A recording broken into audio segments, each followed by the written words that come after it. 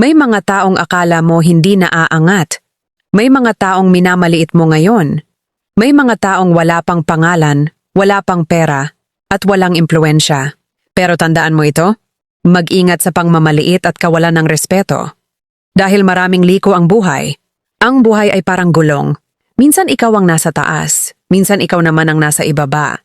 Ang taong binabaliwala mo ngayon, maaaring siya ang taong kakailanganin mo balang araw. Ang empleyadong hindi mo pinapansin ngayon, maaaring maging boss mo sa susunod na kumpanya. Ang taong tinawanan mo dahil sa mga pangarap niya, maaaring siya ang maging inspirasyon ng libu-libong tao. Ang maliit na negosyong minamaliit mo ngayon, maaaring maging milyonaryong negosyo pagdating ng panahon. Kaya huwag mong sukatin ang halaga ng tao base sa kasalukuyan niyang sitwasyon. Dahil ang sitwasyon ay nagbabago, ang karakter ang nananatili. Mas madaling respetuhin ang mayaman at matagumpay. Pero ang tunay na ugali ng tao ay makikita sa paraan ng pagtrato niya sa mga taong walang maibibigay sa kanya. Hindi mo kailangan maging pinakamatalino sa kwarto. Hindi mo rin kailangang maging pinakamatagumpay. Ang kailangan mo ay manatiling mapagpakumbaba dahil ang respeto ay libre.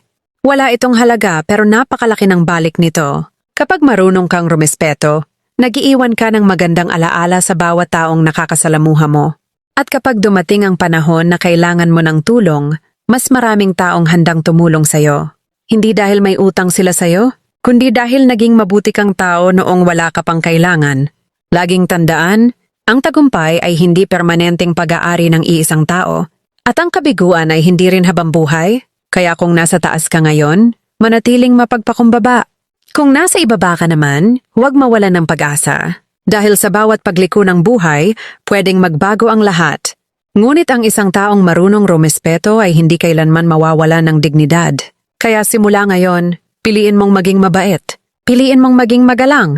At piliin mong igalang ang bawat taong makakasalubong mo.